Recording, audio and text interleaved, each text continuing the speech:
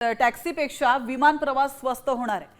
हो, तुम्ही ऐकताय ते अगदी खरं आहे, कारण जगातील पहिलं प्रवासी घेऊन उडणाऱ्या इलेक्ट्रिक विमानाचं यशस्वी उड्डाण झालंय। त्यामुळे हवाई प्रवासाचा चेहरा मोहराच आता बदलणार आहे। अमेरिकेतील बीटा टेक्नॉलॉजीज कंपनीने हा इतिहास घडवलाय।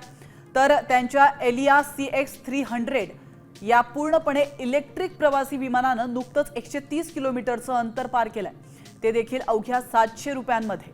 या विमानानं पूर्व इम्प्टन इथून न्यूयॉर्कमधील जॉन एफ केनेडी या विमानतळापर्यंत प्रवास केलाय आणि या प्रवासामध्ये 4 प्रवासी उपस्थित होते आणि संपूर्ण उड्डाण केवळ 30 मिनिटांमध्ये पूर्ण झालंय।